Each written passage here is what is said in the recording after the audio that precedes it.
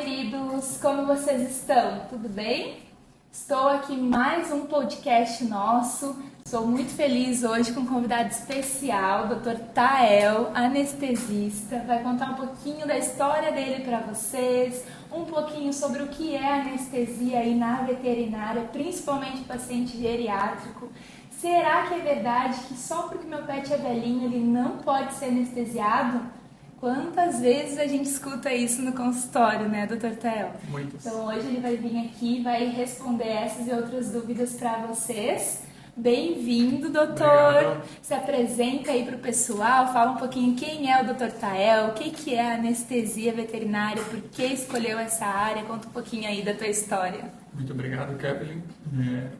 Novamente é um prazer estar aqui hoje, um prazer receber um convite teu, principalmente, para estar aqui falando de um tema que hoje é bem corriqueiro na medicina veterinária. Eu me chamo Tael Reis, né, sou médico veterinário, tenho especialização em terapia intensiva e anestesiologia. E a minha caminhada na anestesiologia ela começou justamente por conta do gosto da terapia intensiva, né? É uma área que são áreas co-irmãs na medicina veterinária e a gente sabe o entendimento sobre a capacidade de tirar a dor, tirar a percepção de dor do paciente, hoje ela é inevitável. E hoje acredito que tenha uma grande necessidade, uma grande atenção, principalmente nos pacientes geriatras, hoje que são uma rotina comum, né, de justamente resolver problemas desses pacientes, reorganizar a vida desses pacientes de uma maneira que a gente consiga promover conforto. E a anestesia ela passa diretamente nesse ponto, né, não digo da rotina talvez dos pacientes geriatras, mas da necessidade que eles têm de resolver algum problema relacionado à saúde dos mesmos. Dr. Tael comentou aqui que o intensivismo e a anestésia eles são áreas co-irmãs, inclusive nós nos conhecemos assim, né, doutor? O doutor estava à frente aí do cuidado intensivo de uma UTI, né, eu fazendo os plantões aí como clínica geral e plantonista. E por que são áreas co-irmãs? O que uma leva a outra? Explica um pouquinho aí para o pessoal. Então, o conhecimento, né, do paciente, da fisiologia do paciente, é uma necessidade hoje tanto na terapia intensiva quanto na anestesiologia, mas sobretudo o quão a gente vai impactar na vida desses pacientes com uma infusão ou outra de algum medicamento que a gente vai preparar, como ele vai responder a uma determinada terapia, né, que a gente vai instituir naquele paciente, mas sobretudo, principalmente, né, poder ter o conhecimento, a gente tem um conhecimento, né, tão necessário quanto na anestesiologia quanto na terapia intensiva, de fármacos, né, de terapias mais invasivas, da necessidade de terapias mais invasivas, mas da repercussão hemodinâmica que a gente está gerando naquele momento naquele paciente. Vou fazer determinado procedimento naquele paciente, como isso vai impactar na fisiologia, naquele momento naquele paciente. Eu não sei se eu fui claro.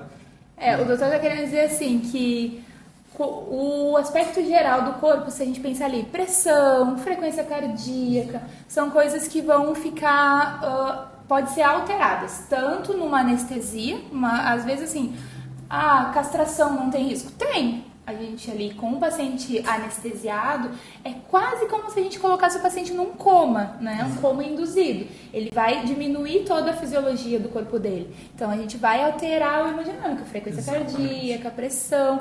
E isso é a mesma questão na UTI, né? Exatamente. Ali onde o paciente muitas vezes fica sedado, anestesiado, fica ali numa ventilação mecânica, né, um aparelho que vai respirar por ele, e tudo isso pode alterar e a gente precisa entrar com medicações específicas para conseguir equilibrar, né, o corpo desse paciente. Exatamente. Então, por isso que acaba sendo irmãs, né?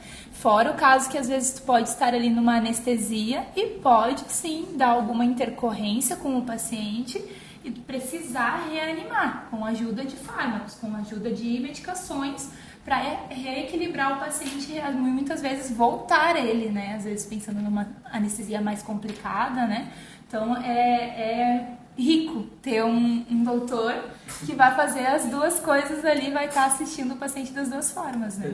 É exatamente isso, doutora. A gente tem, né, eu digo que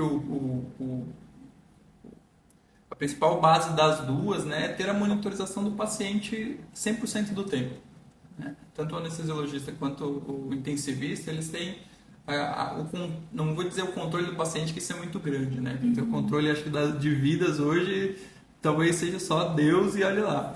Mas a gente diz que a gente tem a noção do que está acontecendo com o paciente naquele momento, né? E o que a gente está alterando na fisiologia e na hemodinâmica do paciente naquele momento.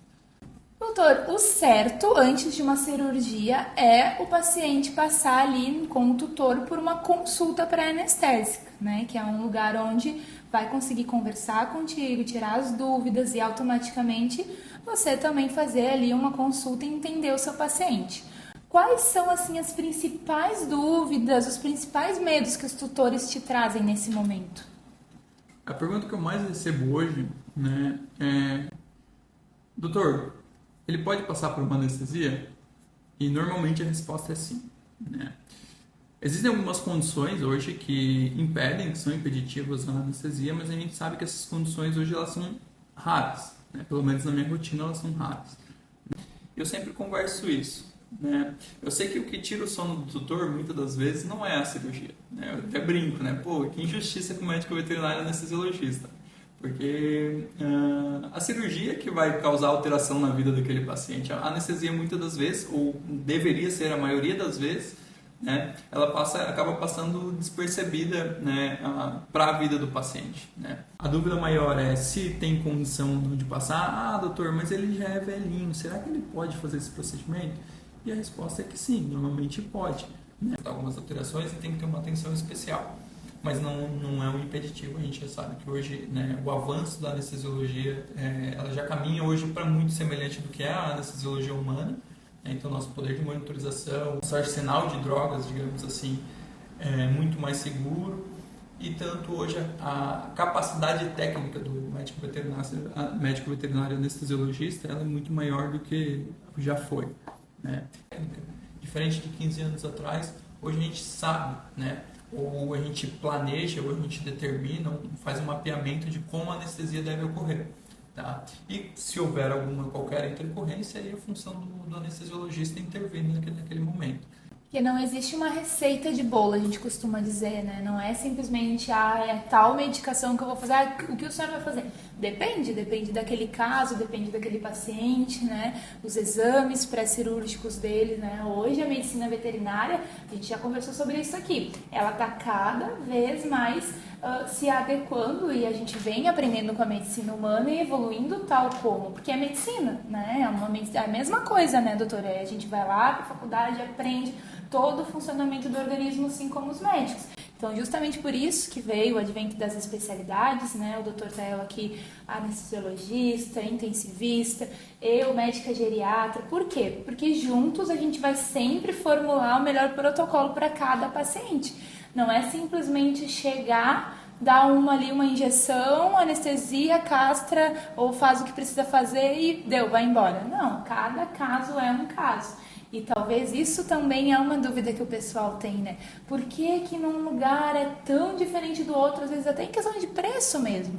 Porque existe diferença no protocolo utilizado. Uma pergunta que eu lembrei agora, que o pessoal sempre me pergunta, mas a anestesia, ela vai ser inalatória? Responde para o pessoal por que isso não é a pergunta tão importante desse momento. É o que eu sempre digo, a gente tem um falso conceito, né, de que o que foi bom pro cachorro do vizinho vai ser bom pro meu também, né? E na verdade isso depende muito, né? Depende da condição que o paciente chega, que é o que a gente conversou agora, né? Depende, o paciente tem uma condição um problema respiratório que permita ele receber uma anestesia inalatória. Será que ele tem uma alteração hemodinâmica que permita ele receber essa anestesia inalatória ou será que não? Ou será que ele vai passar melhor o procedimento se ele receber um outro tipo de anestesia? O tutor procura a gente com essa exigência, né? Eu quero que seja anestesia inalatória, né? E a anestesia inalatória criou esse falso poder de segurança porque ela, o que é? É um anestésico volátil, né? Um gás anestésico, digamos assim, que enquanto o paciente está respirando aquele gás, ele fica inconsciente, né? E quando a gente fecha aquele gás, o paciente tende a recobrar a consciência, não vou dizer que momentaneamente, mas rapidamente. E aí se imagina que o paciente, se imagina que o poder de controle daquele paciente esteja justamente nisso. Mas normalmente quando eu converso, eu explico as etapas da anestesia, né? Quando eu falo que ele precisa também estar recebendo a infusão de uma medicação para dor, por exemplo, de um analgésico, o tutor se espanta, não, mas eu quero só anestesia inalatória. Eu falei, mas a anestesia inalatória, ela garante inconsciência, ela não garante analgesia. E a nossa função hoje é esclarecer justamente isso. E assim, né, a gente confie no médico que você está contratando, né? Pesquise então o seu médico, o local onde você está levando. Quantos anos de estudo já, doutor Tael? São 4 anos já. Só de anestesia? Só de anestesia. Mais 5 de faculdade. Mais então são 9 anos. Pensando por esse lado, já são quase 10 anos. 9, 10 anos já aí estudando, né, o corpo, né, a fisiologia, as respostas do organismo. Então, assim, não é uma pesquisa no Google, não. Você, né, fique à vontade para pesquisar, saber, chegar com a dúvida para perguntar. Mas confie no que o seu médico está dizendo, porque ele está ali, ele está estudando para isso, né? Exatamente. E aí a gente comentou aí um pouquinho do paciente idoso, né? Muda alguma coisa? Porque realmente é uma pergunta muito comum.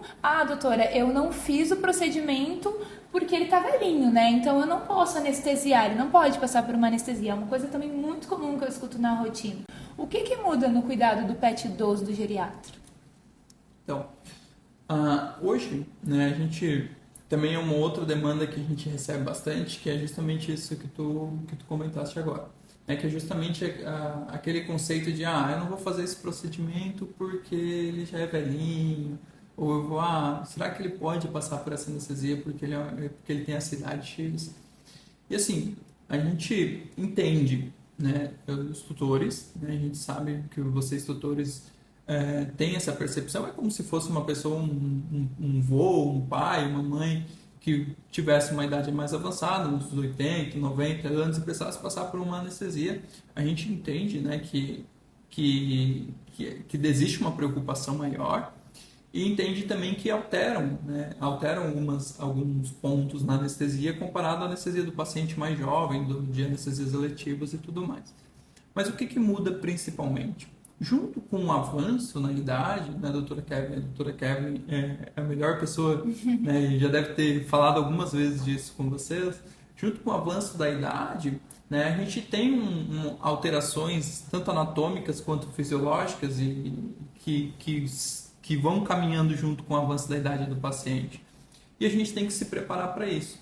Por exemplo, né, o paciente idoso, quando chega para a gente, ele já chega com alteração respiratória, já chega com alteração de pontos cardiológicos, né? Então ele sempre tem alguma alteração em exames cardiológicos, às vezes não apresenta clínica, mas ele tem aquela alteração causada pela idade, alterações hepáticas. E a gente sabe que hoje, né, o principal ponto da anestesia do paciente geriatra está aí, né, em conhecer o paciente para poder planejar a anestesia para aquele paciente.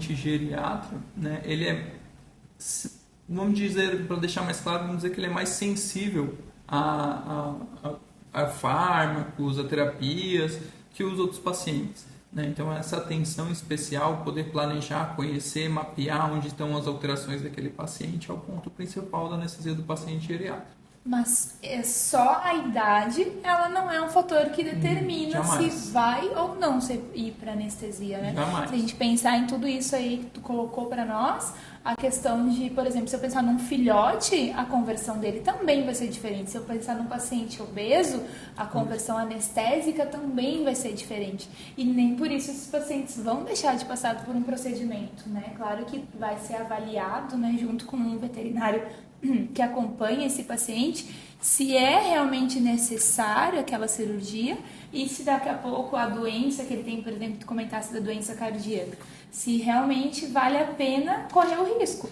porque tem situações que vale a pena a gente submeter o paciente ao procedimento cirúrgico porque ele já não está tendo qualidade de vida. Por exemplo, se a gente pensar numa doença periodontal, tem pacientes, o geriatra é muito comum, eles terem muita doença periodontal e muitas vezes, não vou fazer a limpeza porque ele é idoso. E às vezes esse paciente está super bem dessa parte para ser anestesiado, só que ali a dentição não tá legal, já tá comprometendo a alimentação, tá ali, né, gerando micro-organismos, tá gerando uma possível infecção, né, posterior, generalizada. Então, assim, tudo tem que ser colocado na mesa, né, os pontos positivos e os pontos negativos. E é para isso que a gente tá aí, né, doutor, para ajudar o tutor nessa escolha. Exatamente. E assim, hoje, né, a função do anestesista, se a gente pegar a palavra anestesia ou anestesiologia, né, e eu gosto sempre de fazer isso, né, principalmente hoje quando eu trabalho com estagiários, eu gosto sempre de mostrar o significado de cada palavra. O que é a anestesia? A anestesia do grego, ela é o prefixo an, né, ela é ausência, e estesia é de percepção, dor, né? Então, o procedimento anestésico ele serve justamente para isso, né? Para a gente promover, né, uma qualidade, tanto de vida quanto de conforto e de segurança para aquele paciente. Uma das coisas que a gente tem que deixar claro é que a gente jamais, e aí eu falo, né, pelo meu profissional anestesiologista, é que a gente jamais vai autorizar uma cirurgia sem necessidade ou que implique no risco de um paciente. A gente sabe que existem as intercorrências anestésicas transoperatórias, né? Quando a gente autoriza aquele paciente aí, doutor, mas ele é velhinho, mas ele tem a cardiopatia, mas ele tem isso.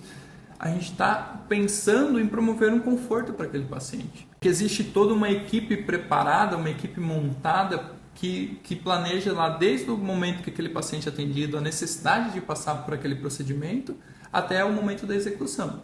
E ele tem esse suporte. Então, um suporte, digamos assim, multidisciplinar, um suporte assim, de várias pessoas dentro da equipe para promover a maior segurança dele, né, desde a entrada dele na clínica ou no hospital, onde for. Claro, né, doutor, que nós trabalhamos com biologia, não é matemática. A gente está falando aqui justamente porque hoje a gente vê muito mais medo de anestesiar, então por isso aí tentando trazer essa consciência a você que não é porque o seu pet é idoso, muitas vezes que ele vai deixar de ser assistido, de precisar daquela cirurgia e passar por essa cirurgia.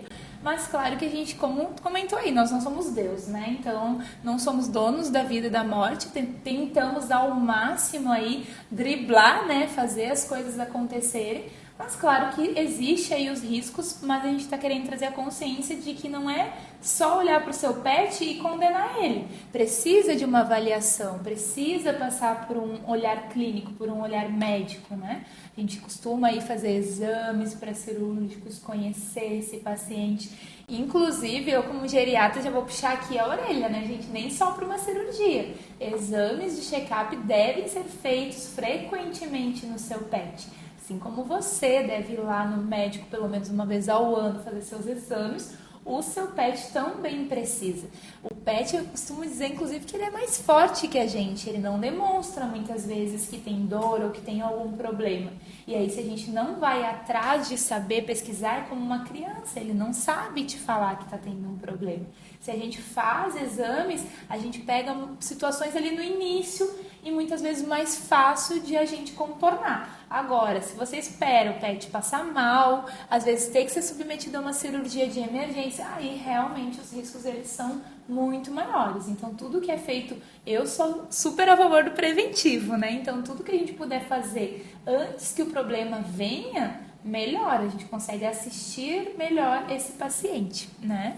Inclusive, doutor, deixa eu te perguntar, quando a gente comentou aqui que tem essa consulta pré-cirúrgica, que o senhor vai lá, conhece o pet, a família, conhece o estilo de vida daquele pet, o que o tutor assim não pode deixar passar, ele tem que chegar, ele tem que te contar, o que ele deve te falar sobre esse paciente? Conhecer o paciente é fundamental. A gente, como eu já repeti várias vezes aqui hoje, né, a gente conhecer o paciente para poder personalizar a anestesia, poder individualizar a anestesia é fundamental hoje em qualquer procedimento, seja ele paciente geriátrico, seja ele paciente pediátrico, seja ele paciente letivo ou não. E a gente sempre, quando eu abordo os tutores na consulta pré-anestésica, né, eu sempre faço alguns questionamentos, né, relacionados a se o paciente toma alguma medicação ou não, por que ele toma determinada medicação. Doutor, ele toma uma medicação para o coração e tal, há não sei quantos anos. Então a gente já sabe que a gente já tem que entender qual o impacto daquela medicação no corpinho do animal, né? Ah, ele come uma ração X, né? Então a gente já vai conhecendo mais esse paciente. Ah, doutor, ele é muito agitado, ou ele é muito calmo, ele é muito tranquilo. Então isso ajuda também a gente poder planejar a anestesia. Ah, o que muda de um paciente agitado para um paciente tranquilo? Né? Mudam vários pontos, né? A gente sabe que talvez o paciente agitado talvez não seja aquilo que a gente espere no pós-operatório, né? A gente quer que um paciente ele tenha um poder de recuperação, né, tranquilo. A gente não quer nenhum paciente agitado no pós-operatório justamente porque pode condenar uma cirurgia, um procedimento, pode alterar parâmetros fisiológicos, digamos que são a pressãozinha arterial, a frequência cardíaca, a frequência respiratória, né? Então a gente tem que conhecer esse paciente. A gente sempre pede, né, com toda a sinceridade do mundo, né, que não seja escondido nada do médico veterinário. Ah, doutor, muitas vezes a gente pergunta, né, tá em jejum? Tá em jejum. Aí quando a gente vai iniciar a anestesia lá, o paciente vomita horrores de ração, né? Isso tudo prejudica a nossa anestesia, O que a gente quer deixar claro aqui é que a gente, como médico veterinário, a gente quer ser amigo dos tutores, né? A gente não quer, criar uma barreira assim, não vou contar isso pro doutor porque ele vai achar ruim. Não, a nossa função como médico veterinário é justamente instruir o tutor se aquilo é necessário ou não, se aquilo é adequado ou não, né? Porque a gente entende que muitas das vezes é algo desconhecido para o tutor, né? Então a nossa função hoje é esclarecer muitos pontos aí que para os tutores parece, doutor, mas eu vou deixar meu cachorro 12 horas sem comer, às vezes é necessário, né? E às vezes aquele burlar aquele período ali daquela recomendação médica, né, pode ser prejudicial para o paciente ali no momento da anestesia. Até porque se está sendo pedido, tem um porquê, não é por nada, deveria ter, né? Exatamente. E pensando nisso tudo que a gente vem falando aqui, a gente se comprometendo aí com o bem-estar do nosso paciente, o que tu darias assim de dica para o pessoal? Eu vou procurar um local para fazer o procedimento do meu pet, né? O que tu daria de dica para o pessoal cuidar no momento de escolher o seu médico anestesista, o cirurgião, o local que vai fazer essa cirurgia? Ser rigoroso, né? Então, hoje, eu sempre falo, hoje o cãozinho é uma criança, né? É um filho. Para muitas das famílias no Brasil hoje, a gente sabe que hoje a gente tem mais, por exemplo, cães e gatos, né? E não vamos deixar os gatos de fora, né? Senão a turma dos gatos vai querer minha cabeça aí. Mas eu sempre brinco que cão e gato hoje, no Brasil, né, tem uma população maior do que a de crianças, né? E a gente sabe que com o advento da pandemia, né, isso aumentou ainda mais, né?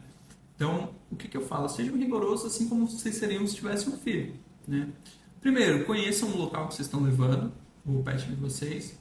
Desconfiem, tá? Mas por que é tão mais barato aqui do que no outro local, né? Peçam para conhecer as instalações, né? Então, peçam para conhecer o centro cirúrgico, peçam para conhecer a internação, peçam para conhecer os médicos, tá? Isso é importante. Questionem, como é que vai ser o procedimento anestésico? Será que eu posso conhecer o anestesiologista? Tá? Eu vou puxar mais sardinha para a minha área, né? Porque é o que de fato eu vejo muito acontecer, né? Então hoje, às vezes, né, um dos pontos principais, a gente chega num local X, a anestesia tem um valor. No local Y, a anestesia tem metade daquele valor. Por que será que é isso? Então eu sempre falo, né? Questionem, sempre sejam rigorosos com a escolha. Tentem conhecer o máximo possível onde vocês estão levando, né? Questionem valores, questionem profissionais, questionem... Hoje em dia tudo isso é necessário, né? Porque depois, né, reclamar é sempre mais fácil, né? Parece que é sempre mais fácil. Eu levei lá e meu pet aconteceu isso que eu não gostei. Depois que aconteceu, já aconteceu. Não adianta mais chorar pelo leite derramado. Não vai conseguir voltar atrás, né? Então questionar antes é fundamental.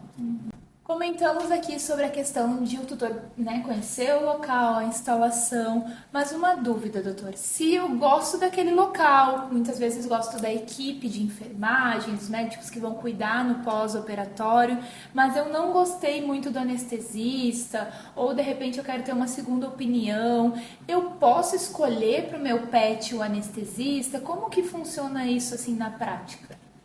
Pode e deve, né? A gente entende que tem profissionais que a gente vai gostar da maneira, da conduta que aquele profissional vai levar ao caso, e tem profissionais que a gente não vai gostar, tá? Isso é perfeitamente compreensível, tá?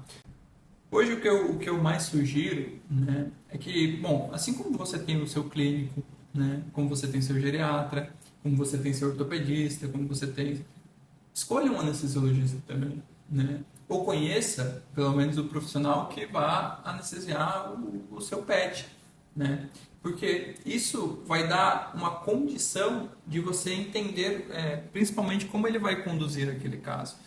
Eu sei que o Dr. Tael, ele faz, na consulta pré-anestésica, ele vai me explicar tudo como vai funcionar o procedimento, ele vai me explicar quais são as alterações dos exames, né? E eu sei que ele vai pedir esse exame ou aquele exame, né? E aí a gente volta um pouco no outro ponto, que é o questionamento, né? Eu vim aqui no local X e preferia que o meu anestesista viesse fazer o procedimento dele. Tem que verificar a disponibilidade do local, né? Claro, nunca subjugar o profissional que está lá trabalhando naquele local, prestando serviço de anestesiologia naquele local, né? Ele pode ser tão competente quanto qualquer outro, né? Mas principalmente fazer aquele local que você está levando seu pet entender o porquê você quer o seu anestesiologista, né? A gente sabe que tem gente que sai daqui e vai a Porto Alegre para ser atendido com um ortopedista que aqui em Florianópolis tem 1000, mas prefere ser atendido lá com... Isso é totalmente compreensível, né? A gente vai onde a gente se sente melhor, onde a gente se sente mais seguro e confortável. E isso, eu, por exemplo, não abro mão disso. E nós falando aí de viagens para lá e para cá, eu vejo que o Dr. Tael anda bastante por aqui pela região, né? Atualmente, está se atendendo aonde? Tem ponto fixo? Atende em vários lugares? Como que funciona? Eu atendo em alguns lugares aqui em Florianópolis, né? Eu trabalho com serviço de anestesiologia volante, né? Então, normalmente os lugares que entram em contato comigo solicitando um procedimento anestésico, eu acabo indo nesse local, prestar o serviço, né? Mas hoje eu atendo principalmente em 2 lugares mais fixos, né? Que são o Hospital Veterinário Vetilha, no centro de Florianópolis, né? E o Hospital Veterinário Ceres, né? Também no centro de Florianópolis. São os 2 locais que vocês vão me encontrar mais facilmente hoje, né? Mas também não é nada que me impossibilite de frequentar outros lugares. De migrar daqui a pouco lá pro seu hospital, né? Onde você costuma levar o seu pet, daqui a pouco quer perguntar lá pro pessoal, quer fazer essa avaliação, né, pré-cirúrgica aí com o Dr. Tael. É a questão de ir conversar com o local, conversar com o doutor, né? Se o pessoal quiser te encontrar lá na rede, seguir para mais conteúdos, qual que é a sua rede social, doutor?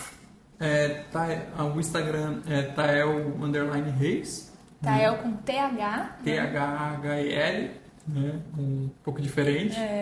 Né? E eu me restringo mais ao Instagram, não sou muito... O meu Facebook está desativado atualmente. O meu eu nem uso, já migrei aí, é muita coisa, né, doutor? É muita coisa para dar conta. Já é difícil o Instagram, gente. Vocês cobram, meu Deus, a gente fica um tempo sem postar um stories.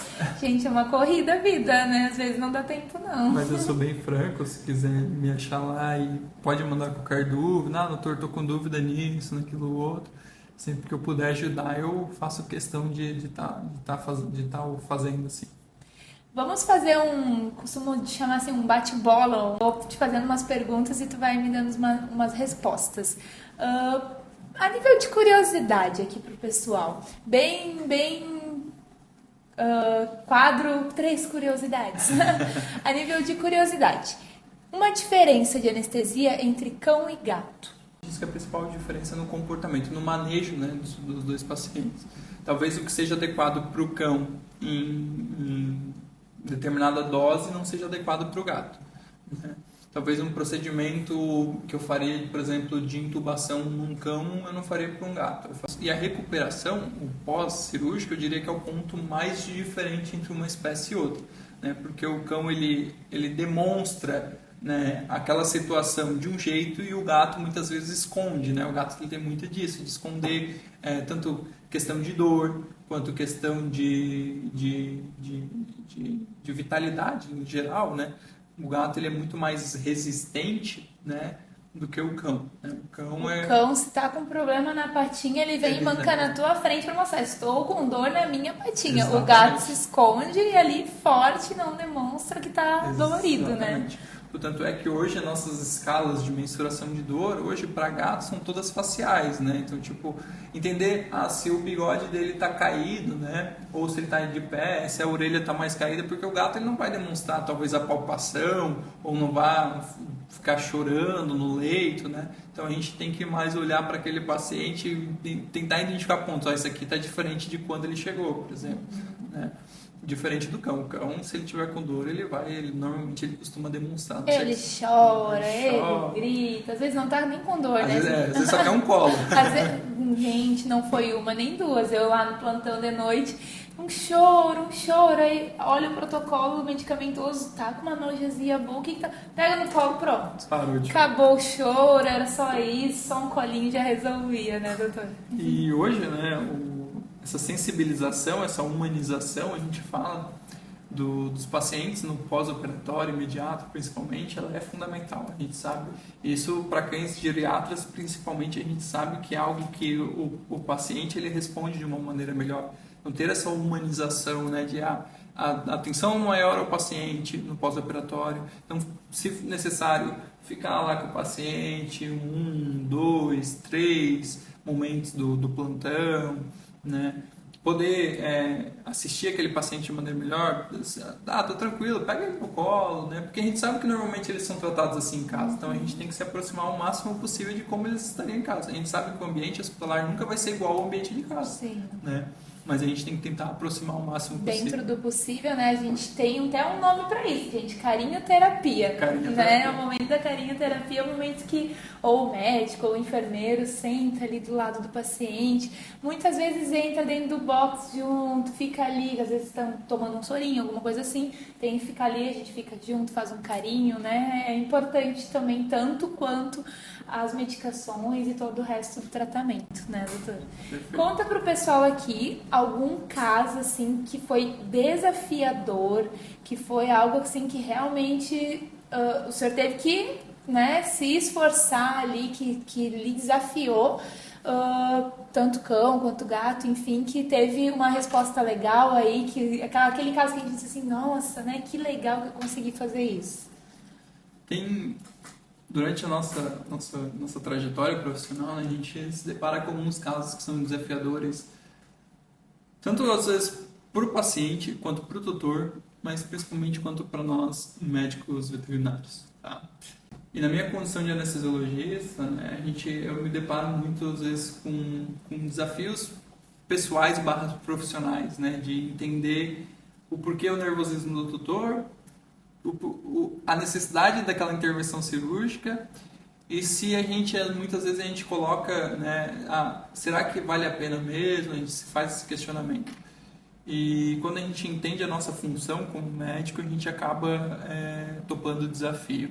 Né? Um dos casos, eu vou falar 2 casos aqui. Tá? Um caso que não terminou em cirurgia, que aconteceu essa semana, inclusive, e um caso logo no meu início de profissional, né?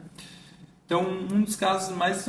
São 2 cães cardiopatas, 2 cães geriatras até, né? Eu estava conversando com a doutora Kevin aqui em off, que hoje a minha rotina, por exemplo, é de muito mais atender pacientes geriatras, né, do que pacientes eletivos, que são aqueles pacientes que, como na medicina humana eles chamam de cirurgias estéticas e tudo mais, mas na medicina veterinária a gente sabe que são... Procedimento eletivo é aquele procedimento que talvez não tenha necessidade de fazer de imediato, diferente de um procedimento de urgência ou emergência. Né? E um dos meus casos mais desafiadores foi um paciente cardiopata, que ele tinha uma condição, ele tinha um tumor abdominal, né? E ele era um cardiopata num grau bem avançado, e os doutores eles questionaram, né, se valia a pena ou não e tudo mais.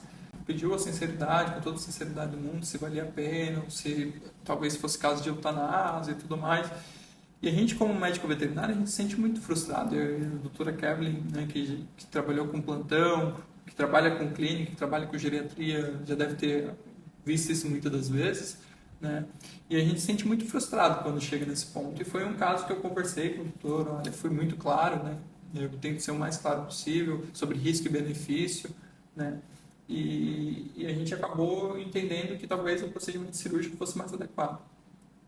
E eu falei, doutor, eu me lembro de conversar com essas palavras, né? Olha, pode ter a absoluta certeza que tanto no momento, né, desde que a gente iniciar o procedimento anestésico, que normalmente a gente inicia a anestesia, eu sempre falo na conversa que a gente tem com o doutor, o PET-X, aquele determinado PET, ele não vai estar em sofrimento, né? Eu já, como a gente conversou, jamais autorizaria que o paciente fosse submetido a um procedimento anestésico em que ele não tivesse um conforto ou uma segurança adequada, né? Mas o que a gente entendeu naquele momento era que talvez o procedimento anestésico minimizasse, né, aquele sofrimento dele, porque a gente tentaria de alguma forma resolver aquele problema. E foi uma cirurgia que eu me preparei, né, um dia antes. A gente começou a ler, estudar, fui discutir com alguns colegas,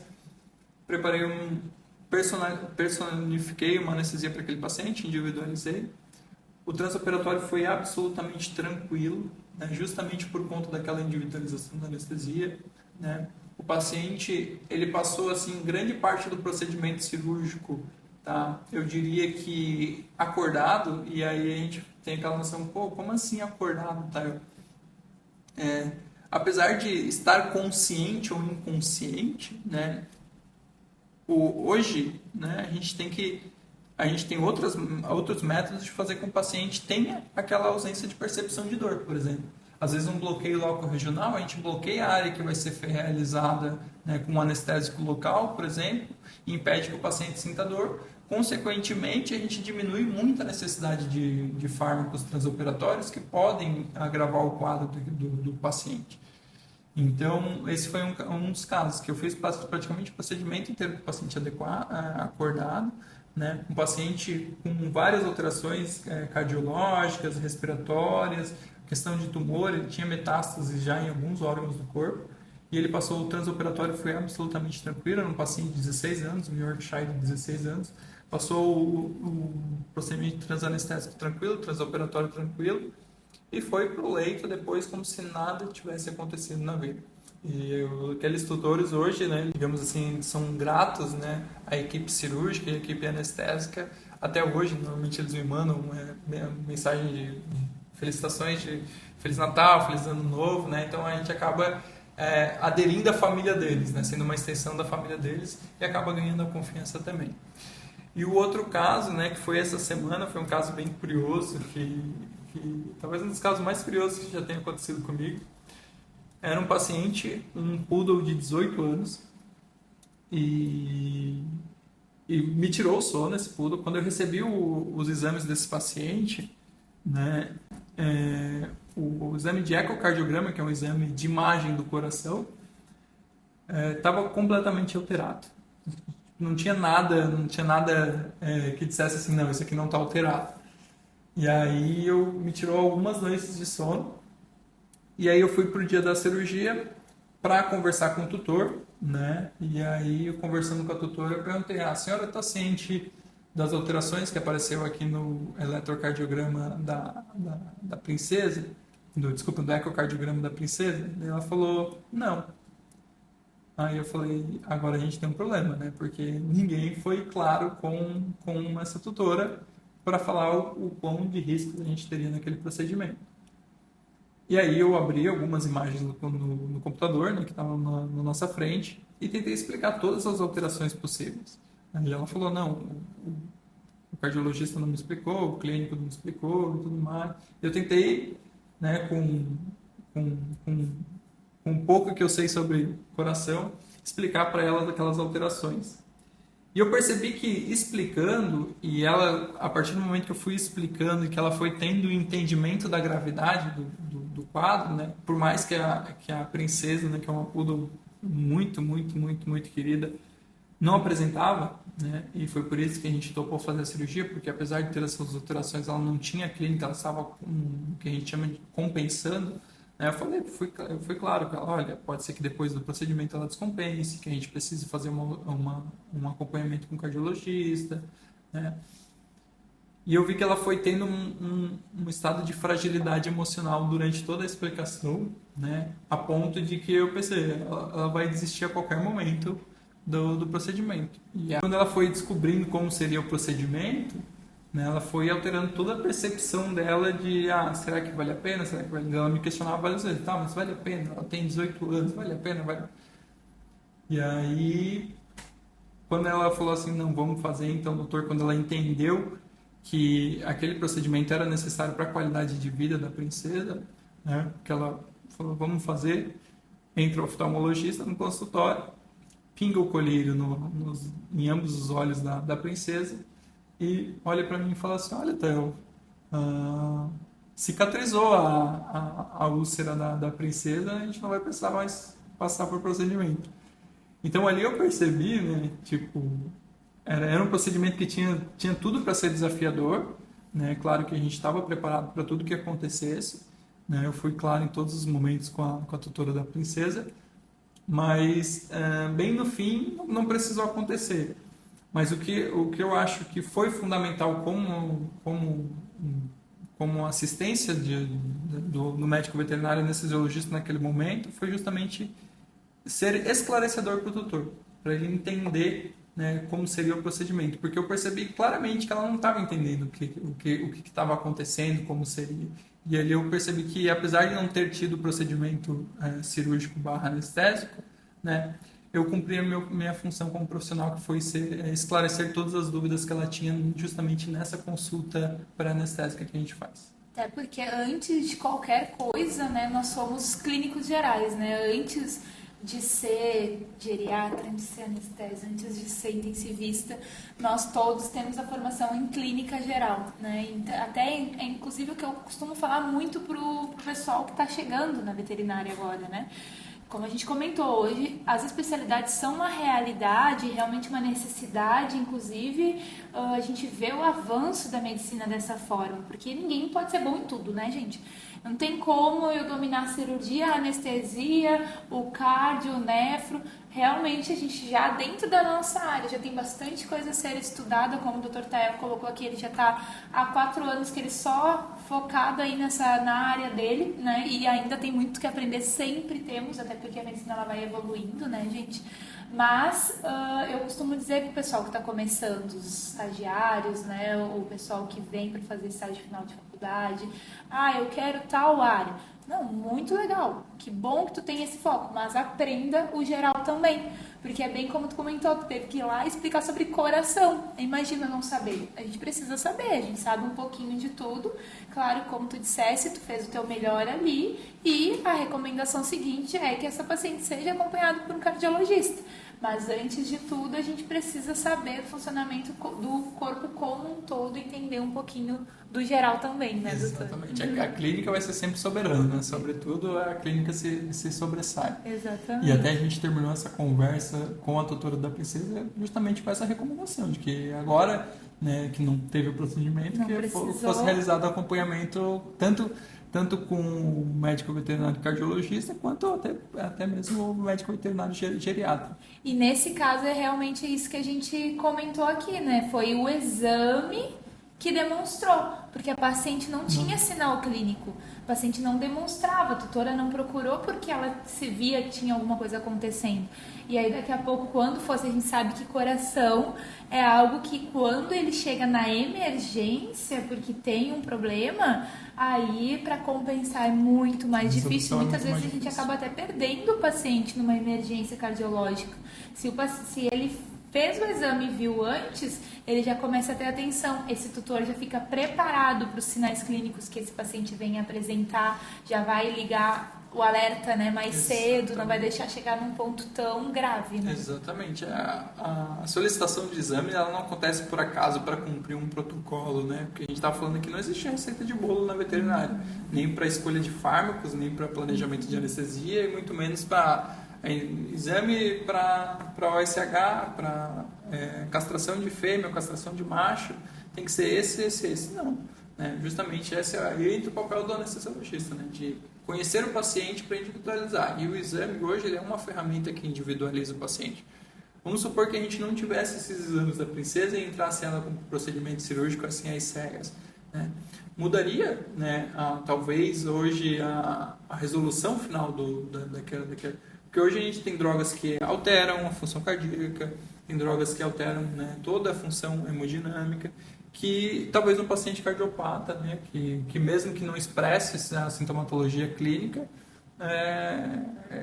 não se beneficiasse daquele fármaco.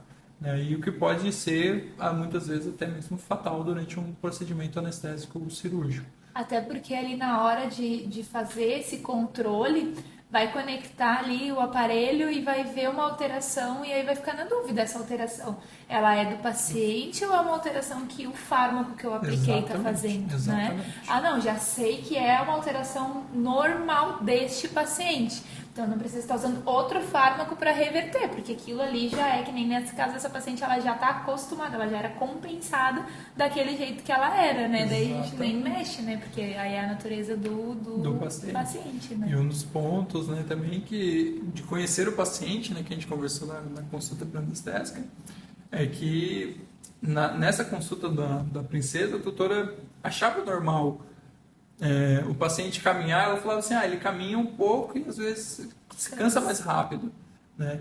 E aí, se você não tem o conhecimento desse paciente, acha que é normal. Né? Um poodle de 18 anos caminhando, cansa rápido. E talvez já seja iniciando, demonstrando ali o início de uma doença, de uma alteração cardiológica. Isso é uma coisa que eu me deparo muito na minha rotina. É porque ele é velhinho, né? Então isso acontece às vezes. Não, eu sempre costumo dizer, idade não é sinônimo de doença. Exatamente. Sim, como o Dr. Tael comentou aqui, existem alterações fisiológicas que acontecem com o decorrer do tempo, com a idade. Sim, o paciente idoso ele não vai ser a mesma coisa de um paciente jovem, mas não significa necessariamente que é um paciente doente. Uma coisa não tem a ver com a outra, não está ligada com a outra, Perfeito. né? E às vezes ter esse acompanhamento com o seu veterinário faz você, isso é normal? Não, isso é normal. Não, isso talvez não seja normal, talvez a gente tenha que ter uma atenção aqui e mudar alguma coisa na rotina desse paciente para não submeter ele a um risco desnecessário muitas vezes, né, doutor? Doutor, queria te agradecer a presença aqui. Chegamos ao final de mais um podcast. Eu tô fingindo que eu sou vocês aí, que eu sei que vocês devem estar querendo mais, né? A gente gosta de ficar ouvindo essas histórias, né? Muito legal. Agradeço a sua disponibilidade de estar aqui conosco. Se você ficou com alguma dúvida, quer contatar o Dr. Tael, pode chamar ele ali, pode me chamar também. Fiquei com dúvida em tal circunstância, estou passando por isso, quero de repente agendar uma consulta. Faz consulta também, né, doutor? Quero só fazer a consulta com o doutor para tirar dúvidas. Também tem essa possibilidade, né? Entra em contato, conversa, ele combina direitinho com ele. E no mais, muito obrigada pela sua presença.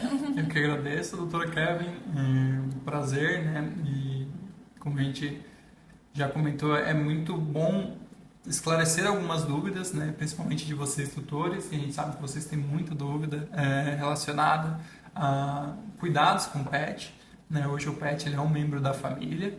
Né? Eu já digo que ele já é um filho hoje, né? Considerado um filho de muitas pessoas. E estar podendo aqui ter um tempinho para esclarecer a dúvida de vocês é ótimo. Né? E se a doutora Carolina me permitir, como um recado final que eu deixo, tá? Só para a gente ter uma noção estatística de como funciona a anestesiologia hoje, né? É mais fácil, estatisticamente hoje, né? É mais fácil um avião cair 6 vezes do que um paciente morrer numa anestesia bem planejada. Tá? De tamanha segurança que a gente caminha hoje na medicina veterinária. Tá? Então, hoje, né, a gente sabe que qualidade de vida e conforto, tá? Elas caminham junto, né? E é o que o bom médico veterinário quer promover pro seu pet. Então, a Kevin, o Michael, né? Por toda a organização aí, parabenizar também vocês pela iniciativa e dizer que a gente está à disposição, né? Eu estou à disposição, né? Se vocês tiverem alguma dúvida, qualquer coisa, queiram entrar em contato comigo, né? Podem entrar em contato comigo, tanto nas redes sociais quanto no meu WhatsApp, né? Podem estar mandando dúvidas aí, qualquer coisa que a gente está esclarecendo. Vamos caminhando junto aí, né, para o bem-estar dessa população, os caninos, os felinos. Hoje já tem os outros animais de companhia aí que são considerados os silvestres, mas já de companhia também, né? A medicina veterinária vai caminhando, acredito que com essa união. Os veterinários aí, veterinários que procurem trabalhar com idoneidade, com seriedade, eu tenho trazido para vocês profissionais sérios, né, capacitados, pessoas que eu vejo na rotina aí que realmente fazem o que fazem com amor, mas também com muito temor de fazer as coisas pela forma certa, né? E claro, com a companhia de você, tutor, que nem a gente costuma dizer, a gente não tá no dia a dia do paciente, né? Quem tá no dia a dia é o tutor, quem cuida no antes da cirurgia, no depois da cirurgia é o tutor, então por isso que precisa essa parceria, essa sinceridade entre as partes, para que o beneficiado seja o paciente, seja o seu pet, né? Sempre procurando o melhor para eles, né, doutor? Exatamente. Então, gente, muito obrigada.